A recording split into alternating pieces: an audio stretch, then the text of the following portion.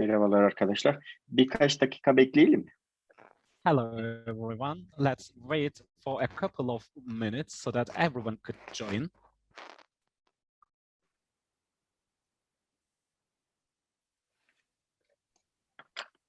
Çok sessizlik oldu. Merhaba. Fatma ben. Oh, it is quite a bit silence. Hi, I am Fatma. Başlayabiliriz. Herkes geldi gibi. I think everyone has already joined, so we can get started. Okay, then let's start. Hello, my name is Kemal Bural Tarlan. I am the coordinator of Kırkayak. At first, I would like to keep you informed about some certain technical issues. Those training programs would be delivered in English language and it would be translated into Turkish. We would be supporting you by simultaneous interpretation. So please speak up the language you prefer by using the interpretation icon right below the screen. And for 1 year, we have been familiar with such like items, such like things. And all those meetings would be indeed recorded and shared via our social media accounts. They would be publicated there as well. So you should give your consent. We will send a link to you. Please approve it. This is all about the technical part of the story. I would like to keep you informed in general about Kırkayak culture. Kırkayak culture was established 10 years ago. In 2011, 10th of May, it was a civil society organization based in Gaziantep. And also, our association was established for creating a setting to trigger coexistence in urban environments. But after breakout of the war in Syria, we have an influx of Syrian refugees and we got started working about them as well. And we work on a right-based manner, in a right-based manner. And starting from that period, we have been studying on migration on the basis of coexistence approach. And we also execute some programs and we assume differences as diversities, as richness of the community. And on the basis of this approach, we try to support social cohesion. And why do we need such workshops? Because within the context of the pandemic, which covers around 1 year now, we have been trained on migration through workshops, training programs, and also Migration Researchers Association exerted its best efforts to provide us with fruitful training programs, but we, as an institution, prefer to work on a right-based approach, on a right-based manner, in a right-based manner. So we try to figure out what kind of discussions are now ongoing all over the world. We try to shed light on this world experiences, those world experiences, because this is what we have been trying to do since 2011. Citizenship groups, solidarity groups, and their attitude with regard to refugees in coming their country. We work on it, and this makes much sense to our association. And I personally think that there is a populist right-wing politics which is dominant all over the world now. They are hostile against migrants and refugees, and they try to be populist and they try to gain votes. But on the other hand, there is a counter movement, and this counter movement is welcoming refugees, migrants, asylum seekers, and Kırkayak culture try to be one of those welcoming refugees, and we try to create open spaces together with migrants and refugees themselves. And we will organize a training program covering 11 sessions. And therein, we try to figure out what kind of discussions are going on all over the world. And we will give examples with regard to solidarity with migrants and refugees. And this is funded by support program for human rights. It is funded by European Union indeed. And support program for human rights is the umbrella, is an umbrella, and our project is one of those projects constituting that support program for human rights in Turkey. And we have two associate professors participating from Canada, Mrs. Kim and Mr. Feyzi, and they are also part of Kırkayak's team. We always think them like that, and they would be together with us for 11 months. I would like to thank them in advance, and I would like to thank them for getting this program prepared for us. Thank you very much. I would like to give the floor to you now. Thank you very much, Kemal. Of course, it is our pleasure to be here. That COVID pandemic, of course, has turned our lives upside down. Everything is out of our control and plan for the last 1.5 years. But there are some unexpected benefits of COVID pandemics. One of them is having such like organizations through Zoom. And when we started offering lectures via Zoom, at first it was really very difficult because I am an old school. And I tried to figure out how could I do it, how I could do it. But within the course of time, I have been got accustomed to it, got accustomed to it. Maybe we should not get accustomed to it in full, but partial adaptation might serve our purpose. I would like to thank Kırkayak very much for their efforts and for thinking of such a program, for realizing such a program. And I would like to keep you informed about what we would do together with him today. At first, this is an introduction session for drawing up a general framework. We will keep you posted about what we would do in the upcoming weeks and how those different topics would be handled jointly in a blended way. But before that, in brief, I would like to introduce myself, and I would be talking about the program, and also after that, Mrs. Kim will draw up a framework, an introduction framework for refugees and migration issues. And right after that, we will keep you informed about the progress of the program for the upcoming 5 weeks, and we will deliver some brief remarks. Maybe you could ask questions later than that, and we will answer your questions, if any. And this is our idea about today. Let me introduce myself in brief at first. As you said, my name, as Kemal said, my name is Feyzi Baban. I am an associate professor of political studies and international development at Trent University. I was a graduate of Bosphorus University. I say it, I refer it because I would like to express my solidarity with students and academics of Bosphorus University. As Bosphorus graduates, it is not good for us not to be together with them physically today.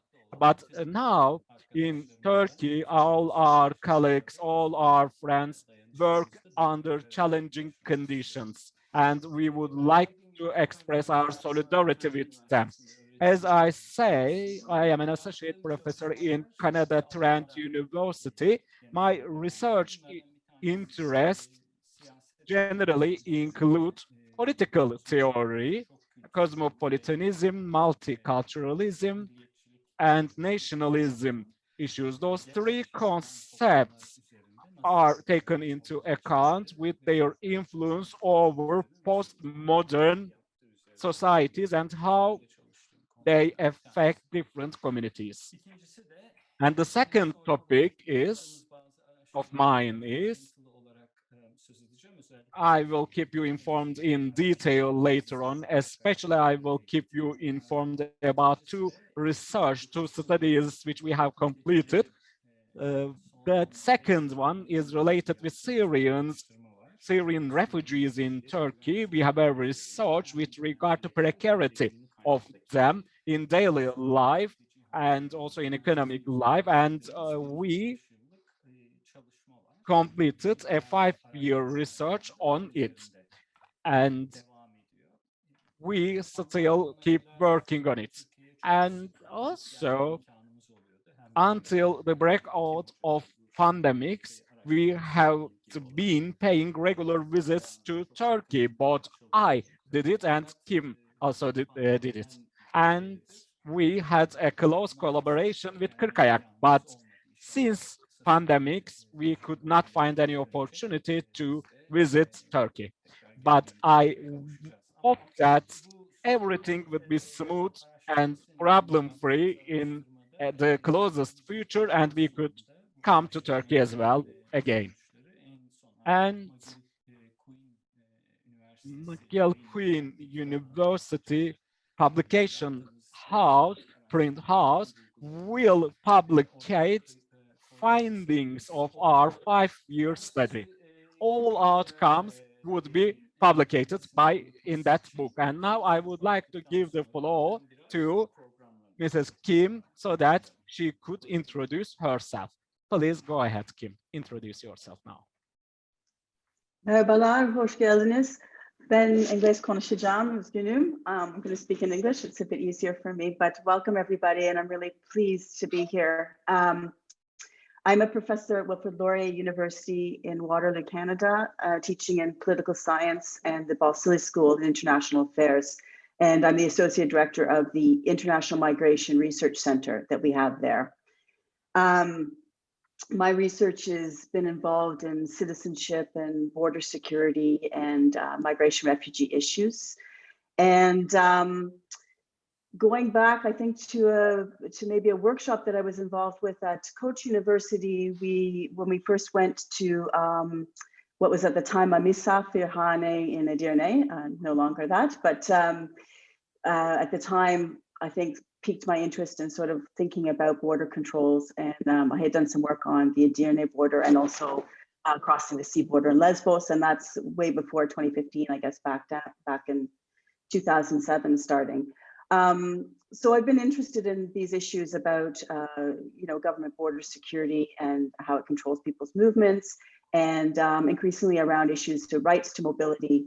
And of course, through some of the work at the time of Lesbos, particularly interested in an alternative camp. Moria was just getting set up at that time, and the camp Pikpa was an alternative to try to create a solidarity form of a camp where people would collectively cook and live together. And so I've become interested in this kind of migrant solidarity activities over the years.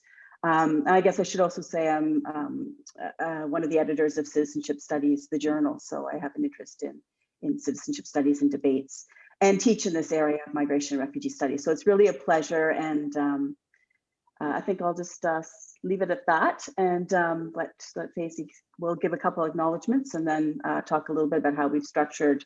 And just to let you walk through a little bit about the logic of how we structured the seminars, I think would be useful for you. Feyzi, do you want to?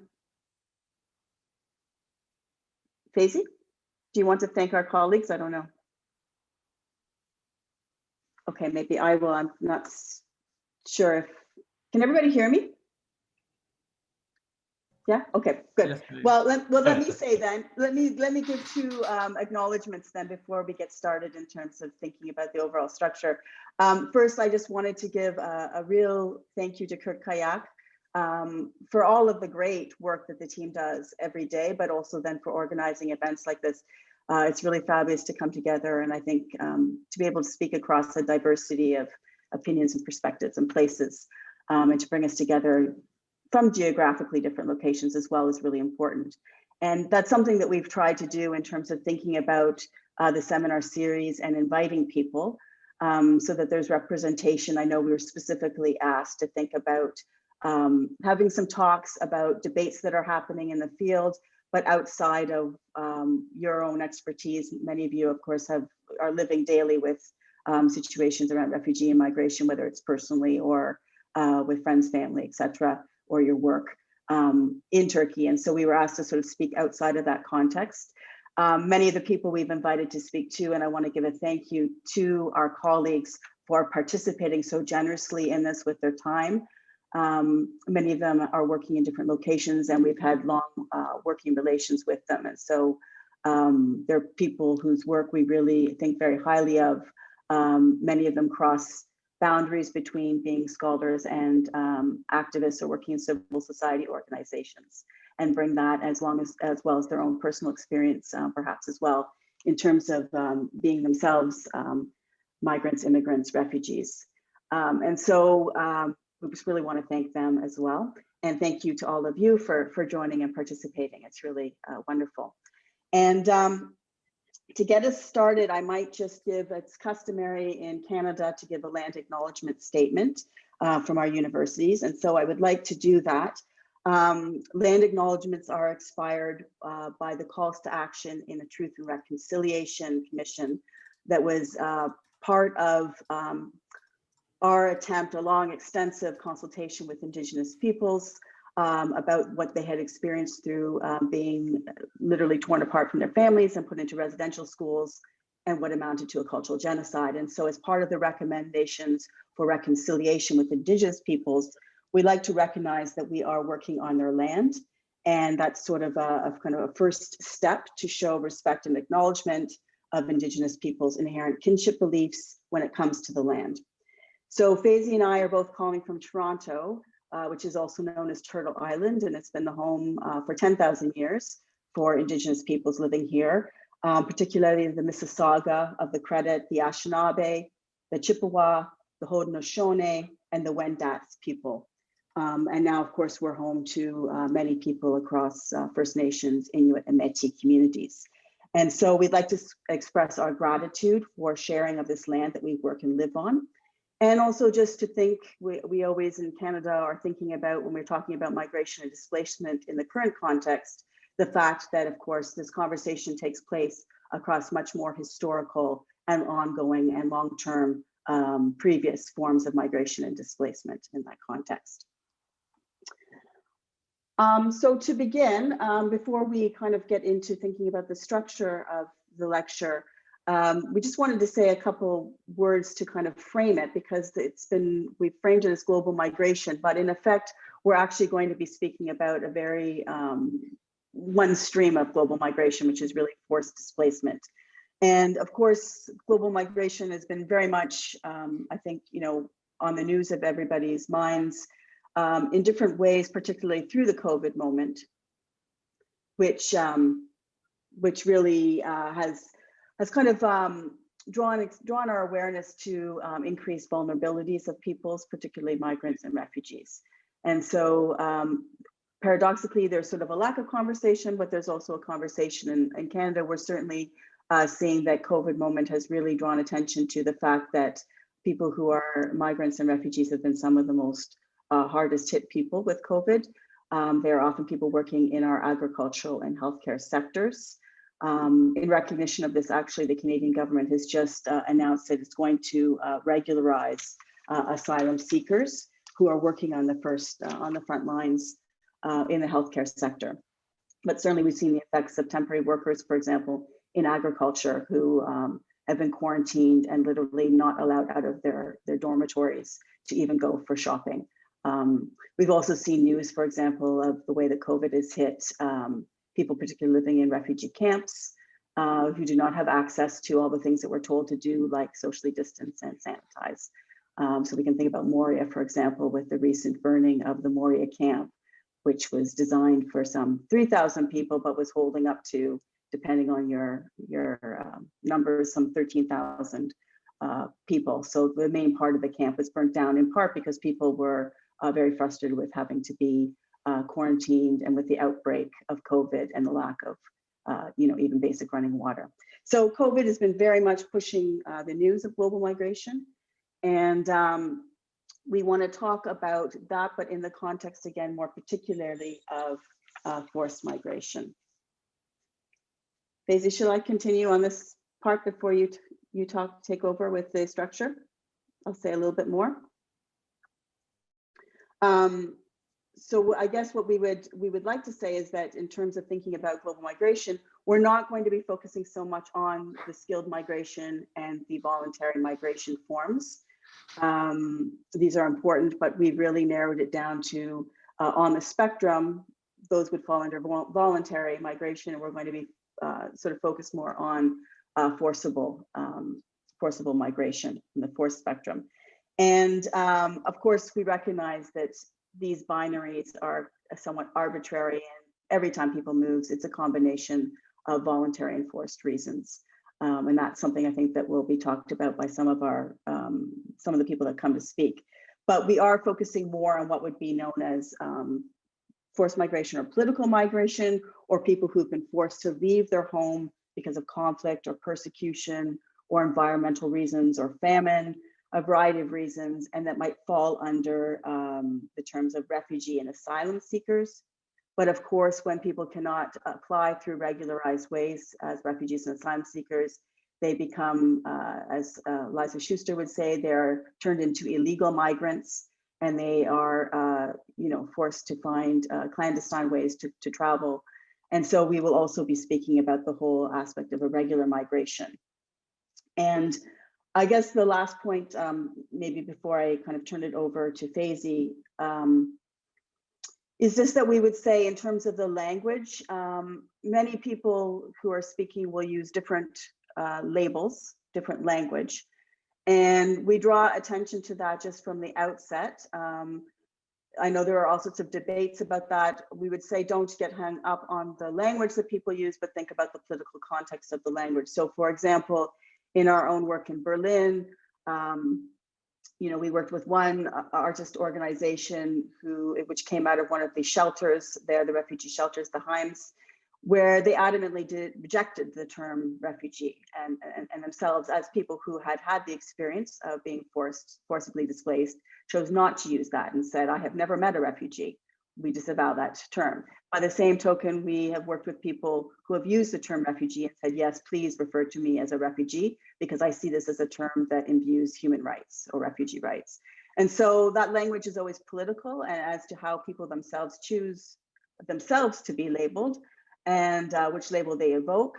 And then also the way that media and academia uses those labels is also very political. Some people, for example, would say, do not use the word illegal migrants. That's something we talk about in Canada and often, because it further represents people as criminalized. And so we prefer to use the term irregular, and in recognition of the fact that many people go in and out of pathways of irregularity. They may come in legal ways and then find themselves in illegal positions, without visa, for example. So we use the term irregularized, but some people have said, we want to use the term illegal because that recognizes what governments are doing to people. So these are always political, and people will use different languages throughout. And so we just kind of draw your attention to that, and that there's always a politics in which terms you use. And so we have invited people who are critical about that and make explicit the type of language they use. And maybe the last point I would just say, following a scholar who I really like his work, B.S. Chimney, who's at Jawaharlal Nehru University in New Delhi, who has a great piece about refugee studies and forced migration studies, and really draws our attention to the fact that, the knowledge we produce is always, as much as it is about discovering the field of human displacement, it's also about producing knowledge and experts in disciplines that often are used to legitimize the interests of states and organizations that are in the business of regulating and controlling and managing and governing refugee and migrant populations. And so we want to be a little bit critical about thinking about the knowledge, and we try to do that also as scholars ourselves. So that's by way of sort of a general introduction of some of the concepts and the way that we're thinking about global migration is really we're going to be focusing on forced migration. And Feyzi will speak a little bit about the structure.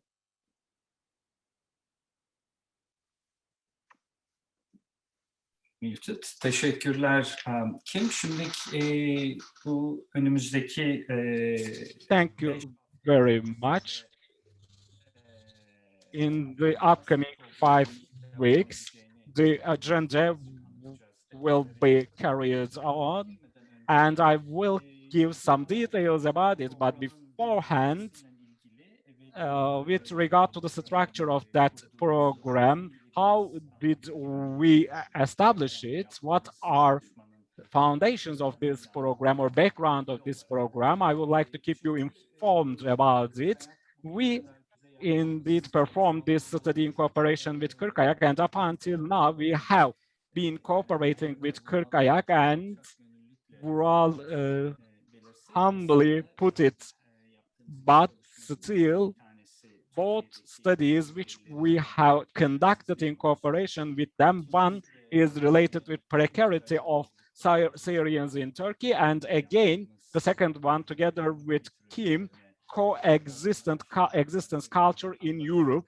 There was such a study, and also citizenship movements from bottom are also addressed, and especially those grassroots organizations provide newcomers or migrants or refugees with solidarity, and Kırkayak has field experiences, and we benefited a lot from their practical experiences.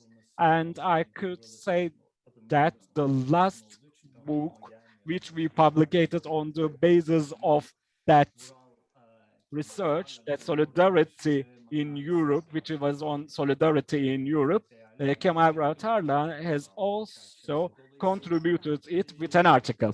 So that was really appreciated. And once Kırkayak produces such an idea on the basis of our 5-year collaboration, it seems natural to us. It sounds natural to us to cooperate with them in this respect. And there are, of course, some specialized lecturers in Canada, US, and Europe. We also wanted to invite them, and as Kim said, they also accepted our invitation under such occupied conditions arising from COVID-19 outbreak pandemic, because you know that everything has been turned upside down, and this series of seminars are really very important and make much sense for Turkey, and they accepted to attend by sparing their time. So it is really very important for us, and I would like to acknowledge them, thank them on just as Kim did. And in the upcoming 5 weeks, in some 10 sessions would be organized, and refugees and forced migration issues will be taken into account, especially by taking practical issues and also by taking the latest theoretical frameworks. And I would like to say with regard to our program that, of course, I would not give detailed information to you, but I would like to keep you informed in general so that you will have a general picture, a clear picture before starting the program. In the second session or in the first session next week from Ryerson University, Toronto, migration studies are really very important, and Idil Attach plays an important role at that point, and international legal framework would be addressed by him, by her. She will keep us informed about that next week. We will start from that point because international migration as of now under current conditions should be supported with the general framework of the legal ground and 1951 Convention of Refugees is the basis of it, and we should understand rational logic behind it so as to support our current assumptions and theories. And you know that 1951 Convention of Refugees was based on disasters of World War II, especially in European countries. Jewish refugees, borders of European countries were close to them. And at first, Nazi Germany canceled their nationality, and right after that, they nationalized them. So they lost their belonging and they could not use their natural rights as a result. So Arendt has a really very important concept here, have rights, right to have rights.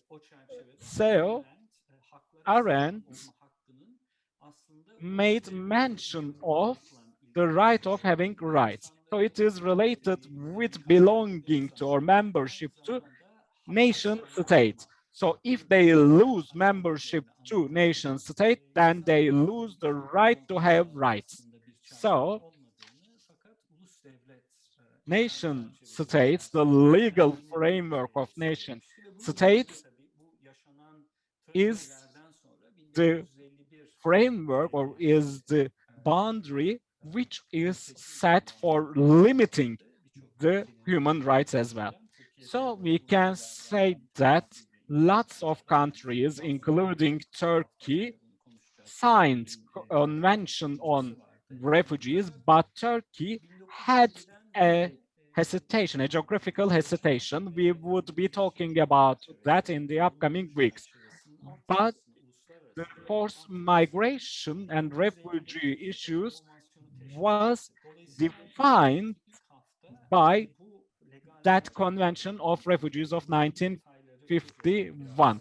So we will be talking about details of it in the upcoming weeks. And after that, Mrs. Suzanne from Water University, she also attended the research on Syrians together with me. Kim, Suzanne, and I conducted that study together.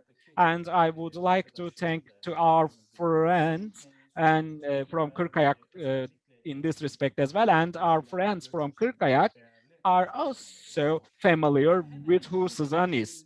And also, right after Idil Attach, she would be addressing precarity and forced migration.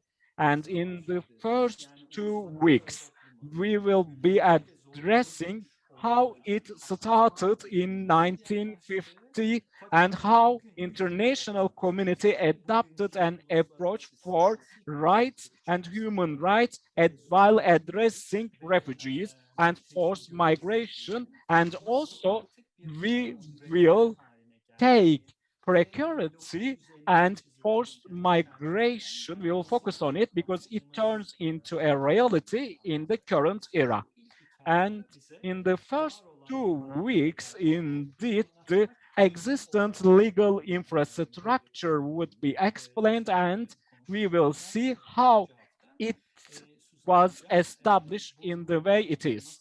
And after that, how we disengage with that structure, and specific examples would be given later than that. And Mrs.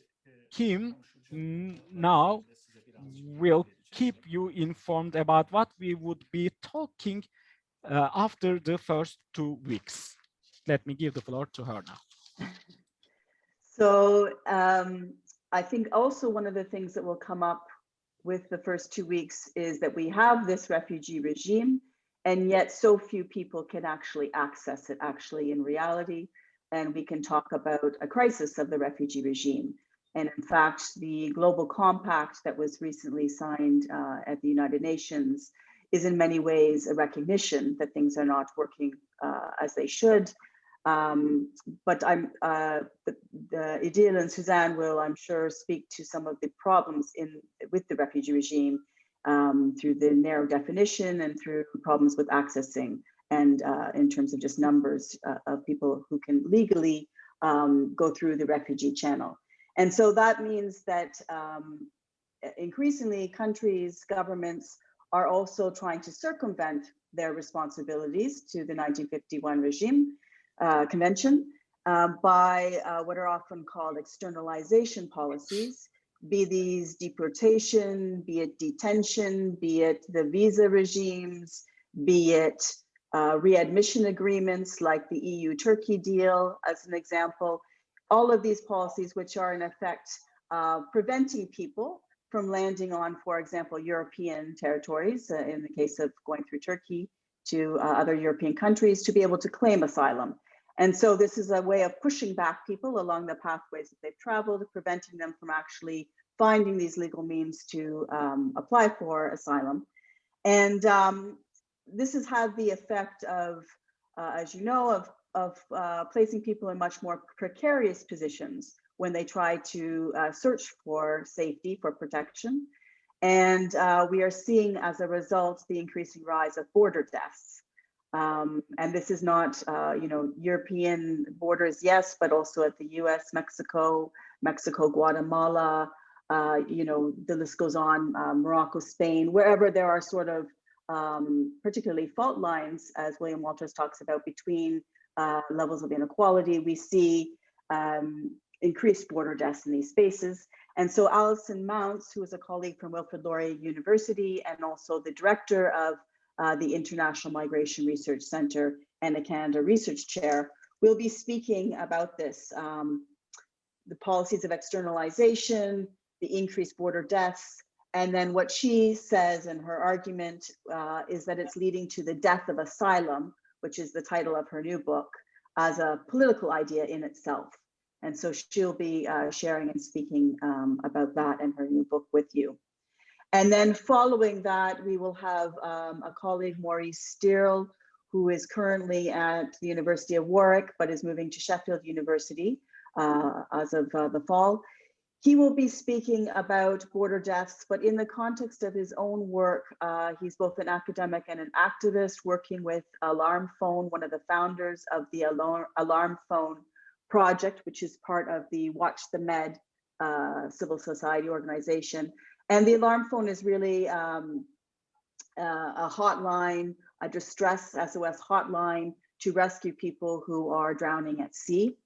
And he'll be talking about, I won't go into that, but he'll be talking about how that works and some of that, and then also connecting that to some of the larger work that he's been involved with in terms of the Palermo Charter, and essentially trying to create what they talk about as corridors to sea, basically creating, when people land and disembark, creating these as safe harbors that then can be linked up to spaces and to an activist network across Europe through sanctuary and solidarity cities. And so he will share some of that work with you. And Feyzi, I'll turn it to you.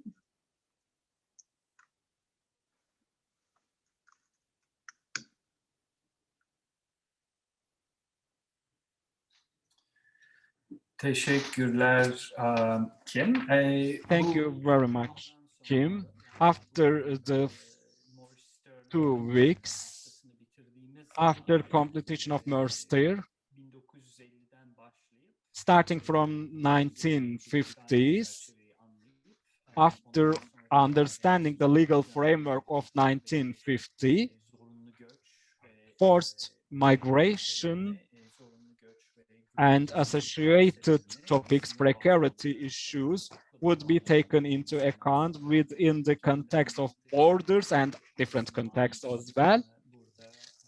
Months, as Kim said, asylum and externalization items would be addressed, and how are people and refugees deprived from using their rights.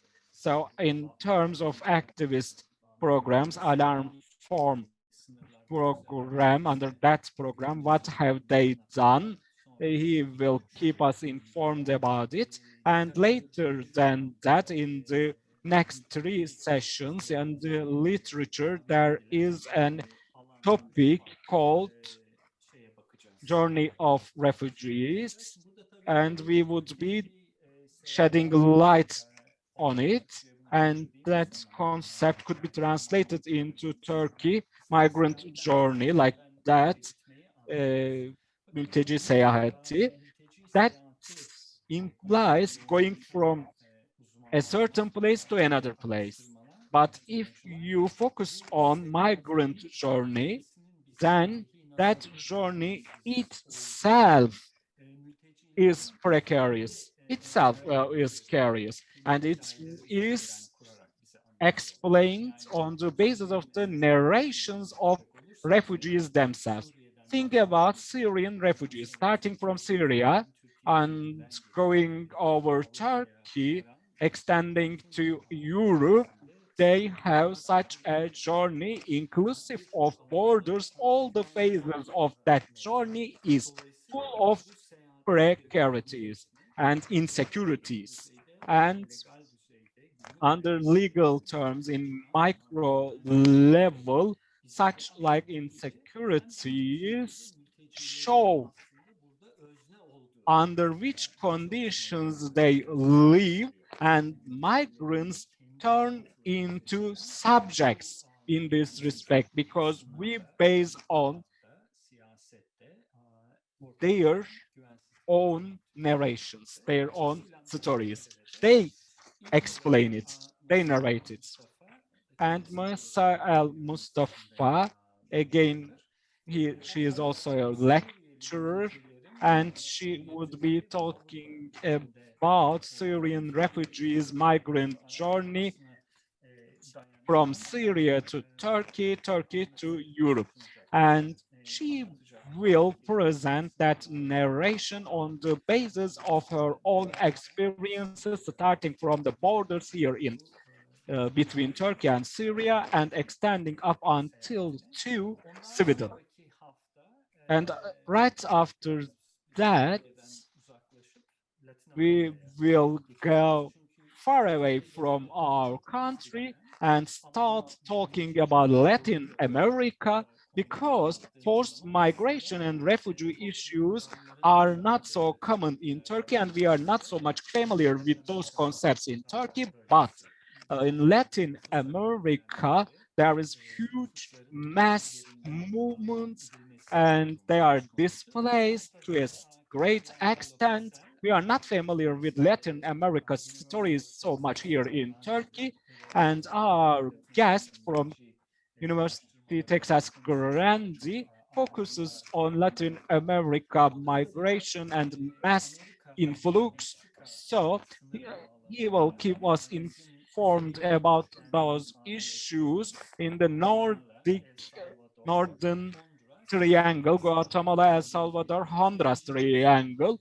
So immigrant refugee crisis thereof would be addressed by him, and reasons of it will be taken into account during Trump regime, especially Mexico and US border turned out to be a political, quite political issue after Trump said that he would build up a wall on that border. Thousands of people come there. There was a huge movement and influx addressed towards the US border. So Carla would be talking about dynamics of Latin America migrant or refugee crisis. And right after that, following that, University of Western Ontario, Massaria de la Vaz Blanco would be talking about refugee crisis in Venezuela, especially a gender-based approach and women's studies would be addressed by her. Developing alternative with women, she is a member of that organization, and she will address refugee crisis and also gender-based issues, and women studies would be given by her. And if you take Venezuela context into account, more than 5 million people were displaced and they were disseminated to different Latin America countries, and Masai will be giving detailed information and a detailed perspective in this topic. So Masaya, and Carla and Neysa will deliver presentations, and if we take them jointly into account from Middle East to Latin America, we would be addressing refugee movements and the basis of daily dynamics of refugees and migrants. After completion of those weeks, Miss Kim will have a session with you. And now I would like to give the floor to Miss Kim once again so that she will keep us informed about that week and the week following that.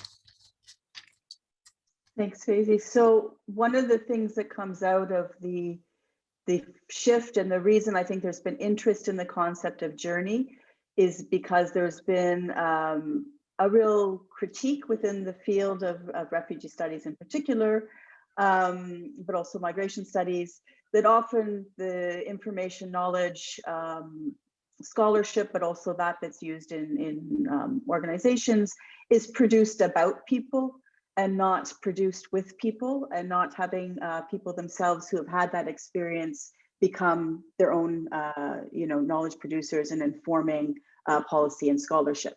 And so the focus on journeys partly is to highlight the agency of people. Yes, there are very serious violence and precarity at the border, but people also always move with a great deal of thought and understanding and resistance to what they're going through and navigate that. And so you'll hear a bit about that, I think, in those presentations. And so that agency is something that then comes into the week that I'm speaking about, which is also, again, a little bit about thinking now instead of movement, but settlement, and what happens when people settle. And I guess that week is a bit of a bridging week to the week that Feyzi will speak about in sort of ending where we end up. But it's also a bit of a pushback towards, I'll talk a little bit about a scholar, Giorgio Agamben, whose work became very popular in the field. And there was a bit of pushback, I guess, including the piece that I gave you, which was to think about the fact that camps are not just these kind of spaces of abjection, of complete poverty, of complete, the way that he speaks about refugees is a little bit not as political subjects, people themselves as actors. And so it's to think about, what are the forms of settlement in camps, but then maybe to think a little bit about what is also happening in the camps and how we can think about people who have to make a life in camps, to recognize that we have this massive warehousing. What does it mean to warehouse people in camps globally and outside of citizenship and outside of the ability to claim rights? And yet at the same time, I'll be talking a little bit about Michel Agir's work, who worked for Médecins Sans Frontières and who's a sociologist from France, who really drew attention to the fact that in many ways, some camps are very much like proto-cities. People spend decades in them. They live, marry, have children, in them. And so thinking about camps in that way as well. And then also speaking a little bit about some of more recent discussions, which I find a bit problematic in thinking about how camp spaces are now being used, recognizing that people live many, many years there, how we can look at those spaces as being spaces of development, of spaces of potentially economic zones, of spaces of resilience. So there's some new language and discussion about that, and also at the United Nations level through their cluster approach. And so I'll talk a little bit about that and then bring it back to thinking about settlement outside of camps in terms of cities and urban spaces, which sort of is a bridge discussion for thinking about issues around integration. And although we don't necessarily use that term, I think in the European context, it's maybe used more, and thinking about really how do we open up our communities to welcome newcomers. And in my own, as Feyzi mentioned, we've been involved in this project on fostering pluralism, which he'll speak about, but that's in the European context. In my own case of teaching, I've taken some of the insights from that and work more locally in Waterloo. So I teach a graduate class in social advocacy, and we do community-based work. It's called community service learning. We work with community partners in Waterloo and in Kitchener. And for many years now, I think I've been teaching about 6 years. We've worked for the past, I think 5 years with Reception House, which is a refugee resettlement agency there. And also with other organizations like Immigration Partnership, which is a kind of umbrella network. And so we work every year on different projects that have to do with settlement, whether it be issues around employment or access to housing, or most recently this year, we just finished a project for them on access to interpretation services. And so what does it mean to settle in a community? It also means, and what does integration mean? It's not only about material integration, access to housing and education and employment opportunities, but also very much about what the community will do in terms of changing its own structures, its own policies, its own guidelines to make it possible that people feel a sense of belonging in a larger sense. And so part of that is recognizing the acquisition to learn new languages, but in the process, it takes many years, as I'm learning with Turkish, to learn languages, and especially when you're older.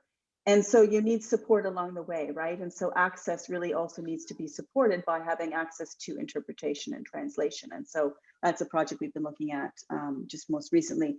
And so I'll be this week going from camps to kind of settlement in terms of how we thinking about opening our community in some of these ways in terms of issues around integration and settlement within city centers.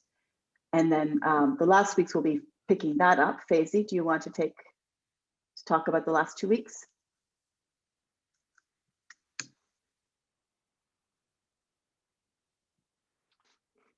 Evet, son 2 haftada Yes, in the last 2 weeks, Hochschule Fulda University in Vienna, İlker Ataç would be attending, and in European context, especially solidarity with the local people, indigenous people. So solidarity movement with them will be addressed by him, and it could be thought jointly with my session, which will be offered in the last week, during the last week. And Italy, Germany, Denmark, also including Turkey, we have been conducting a study on coexistence and citizenship rights, and I would be addressing those concepts. So the last 2 sessions, İlker's and my sessions, are indeed related with future projections or future perspectives. So how can we adapt our perspectives for future? The same is true for refugees. And when refugees start living in host countries before naturalization or nationalization process, they become parts of that society. So how can we take coexistence issue into account under such circumstances? For example, in Turkey, we keep discussing within the context of Syrian refugees, but 5 to 7 years later than now, most of them will stay in Turkey. We know it, even though most of the population say that they do not want it. But still, we should shape how coexistence would be developed. And İlker would be talking about it in European context, in European setting, and I will give different examples to you with regard to different settings and examples. And as I previously said, the coexistence practice, if you take into account, the governments may adopt political frameworks, as is mentioned by Kim, education, employment, and housing. Of course, those are really very important and integral parts of coexistence, because if somebody is lack of any housing opportunity or could not find anything to eat, then we could not make mention of coexistence. It is not possible to mention it. But if, for example, housing is provided, employment is provided, gathering such like opportunities is not the solution of coexistence problems in full.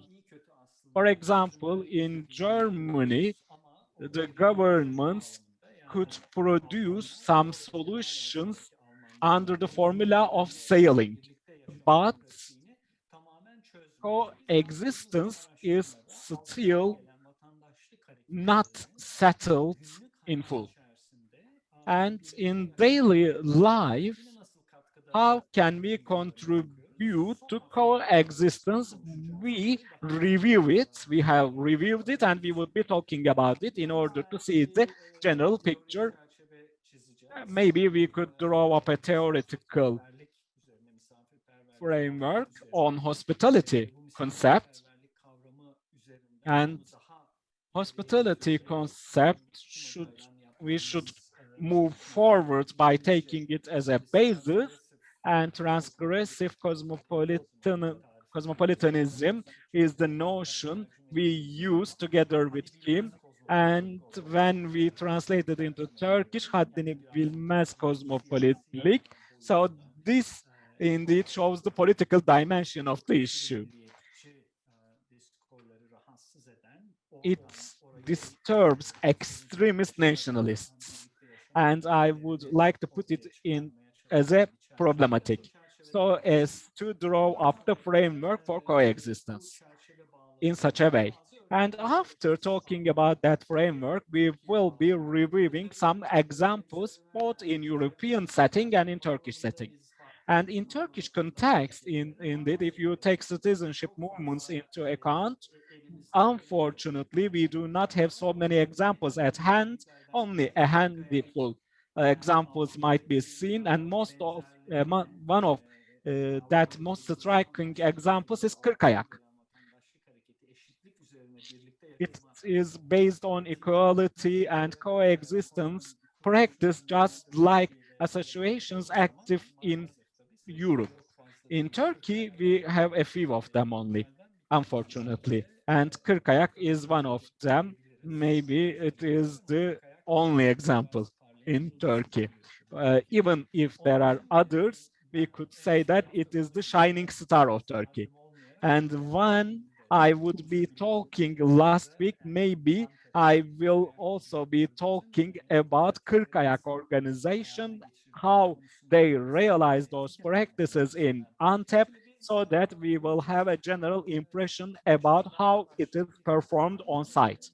And this is the framework starting from the beginning to the end. We have tried to draw up such a framework, I suppose that we could clarify our point and you also understand how our training program would be performed and finalized. Oh, herkes çok teşekkürler. It's been really nice to meet all of you. I'm so glad we got to go around and hear really where everybody's coming from. And it'll be wonderful in the next few weeks to be able to be with you. And yes, I wish you all a very good evening and thank you for you know, I think all of the work that you do, right? And your interest in the area, it's so important. So we wish you all well. And that's all I have to say. And thank you so much, Kayak, again. It's always a pleasure spending time with you in whatever way. And we really, you know, as I think Feyzi's mentioned, your work is so important in terms of what you do. And so this is a fabulous opportunity to bring all of us together who are interested in these issues to be able to discuss. So looking forward to further discussions. İyi akşamlar. We said bye. And I didn't get yelled at. I'm wearing these because I have a high school son who's at school at home right now. And I often get yelled at that I'm talking too loud on the computer. So I made it successfully through one event without being yelled at. Evet, o zaman bu oturumu bitiriyoruz değil mi bugün için? Damla. And this is the end of that session for today, right? Bitiriyor muyuz oturumu? Şu an. Evet. İyi Yes. akşamlar diyelim herkese. Peki. Good evening then. Teşekkürler. See you. Thank you. Good evening. Bye. See you.